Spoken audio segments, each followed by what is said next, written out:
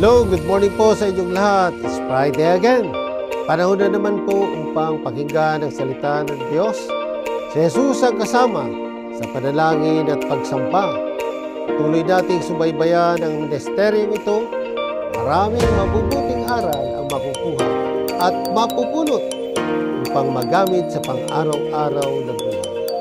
Halina, ating pagbulay-bulayan ang salita ng Diyos. Ito po ang inyong devotional leader, Pastor Sunny de la Peña, na nagsasabi, Be happy!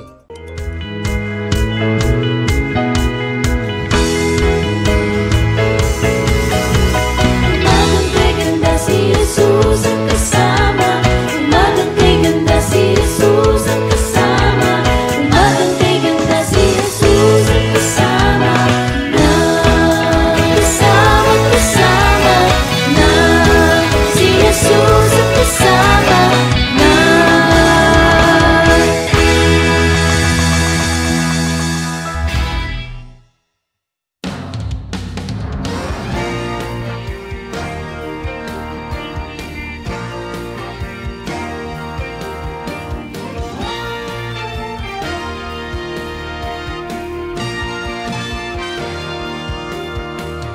Joy to the world, the Lord is come. Let earth receive her King. Let every heart prepare Him room, and heaven and nature sing, and heaven and nature sing. And heaven and nature sing. Joy, unspeakable joy, an overflowing well, no tongue can tell. Joy, unspeakable joy, rises in my soul, never lets me go.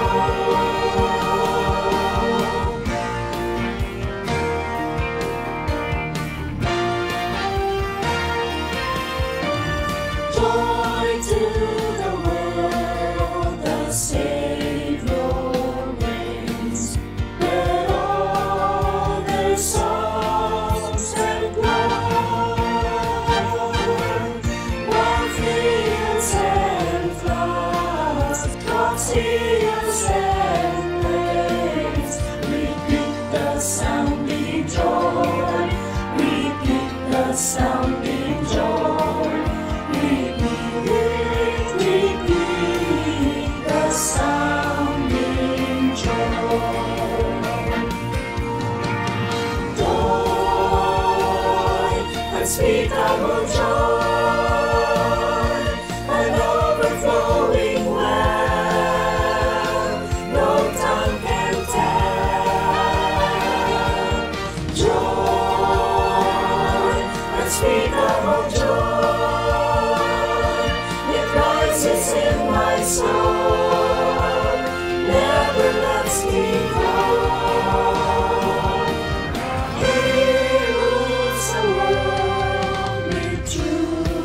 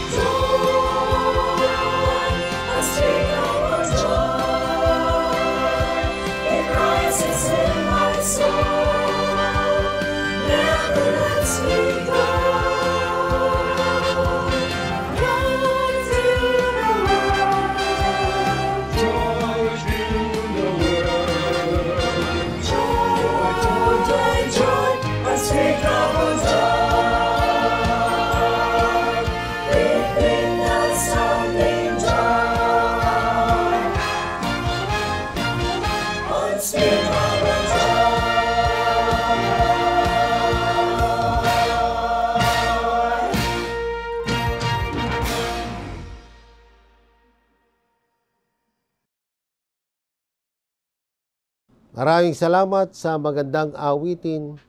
Tayo po'y sumandaling manalangin. O Diyos na makapangyarihan sa lahat, patuloy kaming dumadalangin sa iyo na sa nalalapit na Pasko, Panginoon, ay muling pagdiriwang ang iyong kapanganakan, ang iyong pagsilang. Nawa, O Lord, ay gabayan niyo kami at nawa ay aming malasap. Unamdamin namin ang pagsilang mo, O Diyos, at patuloy na paglilingkod at maaming masariwa sa aming buhay. Salamat sa iyong pagsilang pag kami ay magkaroon ng kaligtasan sa aming buhay. Pagpalain niyo ang mga taong nakikinig, nanonood sa kanilang mga tahanan o saan man sa opisina man. Jesus name we pray. Amen. Yan, ang topic po natin ngayong umaga, brothers and sisters in Christ, shepherds, lowly but privileged. Noong gabing ipahayag ng Diyos ang kapanganakan ng kanyang anak, ang tagapagligtas ng sangkatauhan, ang regalo ng buhay na walang hanggan.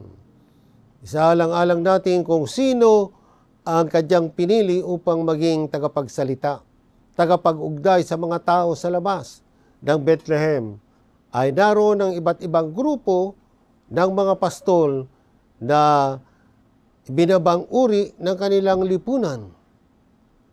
Ang lipunan ay may kakaibang diskusto para sa mga lalaking ito dahil sa kanilang trabaho. Ang mga pastol ay lalaking may kilalang masamang reputasyon sa pagdanakaw at iba pang gawain, at habang sila ay naglalakbay sa iba't ibang lugar. Ang Diyos ay nagpahayag na may sisilang na sanggol. Ang Panginoon ay nangangailangan ng isang tao, mga tao upang ipahayag ang kapanganakan ng kanyang anak. Sino ang pipiliin para sa kapansin-pansin at pinakasolemn na gawain ito? Kung tayo ay maglalakbay sa daan patungo sa palasyo ni Cesar, marami tayong nadama o madarama na karapat-dapat na ipahayag ang pagsilang ng pinakamamahal na Diyos. Sa kanyang banal na karunungan, hindi kailangan ng Diyos ang mga sikat na tao para ipahayag ang kapanganakan na magbabago sa kaayusan ng mundo. Hindi iniisip ng Diyos na kailangan gumamit ng mga kilalang bituin sa media, gaya ni na Noli De Castro ng ABS-CBN o Mel Chanco ng GMA News. Sa gabing ito, pipiliin niya ang pinakamahusay sa Bethlehem. Ang mga iniiwasang pastol na nanirirahan sa bukid, nag-aalaga sa mga pangangailangan ng mga kanilang mga kawan, ang mga lalaking ito ay magiging kanyang tagapagsalita. Sa isang sabsaban sa loob ng lungsod ng Bethlehem, ang kordero ng Diyos ay malapit ng ipanganak. Kaya nagpadala ang Diyos ng ilang pastor upang suriin siya. Iyan, mahal na kaibigan, ang pinakamahusay sa Bethlehem. Ang mga pastor na itinuturing ng mababang bokasyon ay mga pastor sa lupainding iyon ay nananatili sa parang nagbabantay sa kanilang kawan.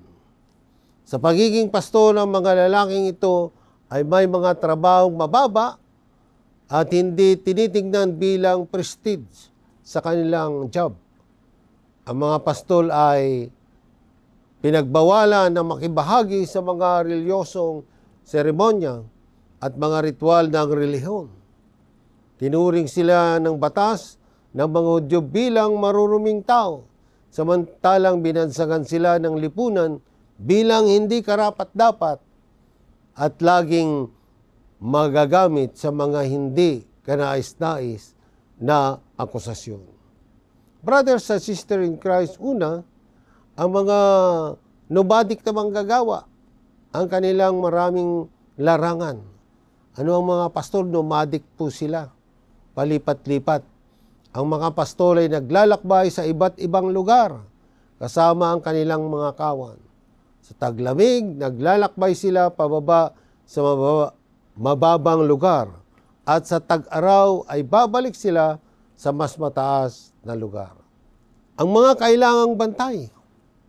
Ang kanilang mga inaatasan, nakawan, ang mga pastol ay hindi lamang mga lagalag o palipat-lipat na manggagawa, sila rin ay nangangailangan ng mga bantay sa kanilang mga paglalakbay. Nasa kanila sana ang protektahan ang kanilang mga tupa. Sa gabi ay makikita ang mga pastol na literal na natutulog sa kulungan ng mga tupa kasama ang kanilang kawan. Ang mga lobo o iba pang nanonood na mga nilalang ay kailangang lumapit sa pastol upang sirain ang kawan. Sinasabi sa atin ng Biblia, ang isang tunay na pastol ay binibigay niya ang kanyang buhay upang protektahan ang mga tupa. Makikilala ng pastol ang kanyang tupa sa literal na pangalan at sa paglalakbay kasama ang kanyang mga tupa, magkakaroon siya ng personal na kaalaman sa kalikasan at mga pangangailangan ng bawat isa sa kanila. Napagtanto ng mga pastol na ang kanyang kagalingan ay nakasalalay sa kanyang paglalaan at pangangalaga sa kawan. Sa pag-unawa sa alagaan ng kanyang kawan, gagawin niya ang lahat ng kailangan para matiyak na masigasig niyang protektahan sila.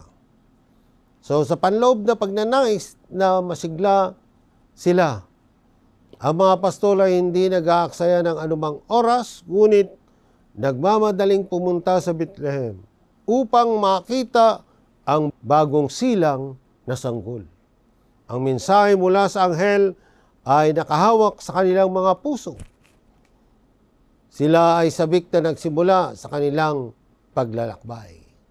Damang-dama nila ang mensahe ng mga anghel. Nag-alab sa loob ng bawat puso ng grupong ito makita ang sanggol na ito. Maaring pumili ang Diyos ng anumang sasakyan upang masaksihan ang pagsilang ng kanilang anak.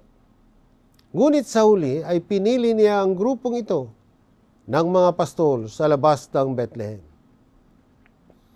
Ang mahalagang kordero ng Diyos ay pinanganak sa lungsod ni David at nais ng Diyos na tiyakin ang ilang mga pastol ay may pribilehiyong masaksihan ang banal na pangyayaring ito. Ang anghel ay hindi nag-aksaya ng mga salita ng pagpapahayag ng kanyang kahangahangang balita sa grupong ito ng mga pastol. Malinaw na binibigyang diin ng anghel ang papel at paghahari ng sanggol na ito. Ngunit malapit na noon maraming kapanganakan, ngunit kung ihambing sa pagtagpong ito. Ang sanggol na ipinanganak sa gabing ito ay isang propeto o propetang sanggol. Sa pagbababa mula sa langit at lupa, ang anghel na ito ng Panginoon ay malapit nang ipahayag na ngayon na ang panahon na pinili ng Diyos, ipinadala para sa kanyang anak. Ang batang lalaki ay magiging Diyos na tao, nagkatawang tao, at sa kalaunan ay mag-aalay siya ng kaligtasan sa buong mundo. Siya ang ating tagapagligtas. Nakagulat na nakatagpo lamang ng isang anghel, ngunit gayon ay mga pastol ay naharap sa isang napakaraming anghel na sila ay umaawit ng mga papuri sa mismong Diyos ng sansinukob na ito. Sa tingin ko, maaaring kailangan nilang kurutin ang kanilang mga sarili upang matiyak na hindi sila nananaginip. Ang mga pastol ay hindi nag-aaksaya ng anumang oras, ngunit nagmamadaling pumunta sa Bethlehem upang makita ang sanggol. Ang mensahe sa mga anghel ay mula sa magkahawak nilang mga puso at sila ay sabik na nagsimula ng kanilang paglalakbay upang makita ang sanggol. Brothers and sisters in Christ, Nawa na pagpala kayo sa munting devotion ito, mga kapatid. Siya pala, shout out sa lahat na may birthday, Friday, Saturday, and Sunday. Yeah. Tayo po ay manalangin. O Diyos na mga pangyarihan sa lahat, sa panahon na ito ng Disyembre, na kung saan ay magpapasko, ingatan at pagpalain mo ang magdaraos ng kaarawan ngayong Friday, bukas, Saturday at sa darating na Sunday.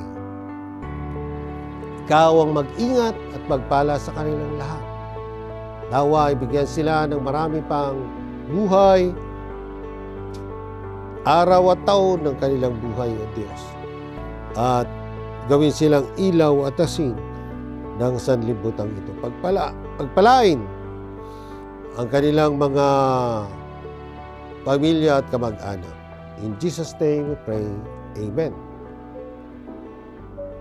O ayan, dumating na naman ang oras upang pansamantala tayong magpapaalam sa munting devotion. Magbabalik tayo sa susunod na Friday, pero araw-araw merong devotion from Monday to Friday ng ibang pastor at tsakonesa. At sa Saturday, 6 p.m., ang naimbag at damag.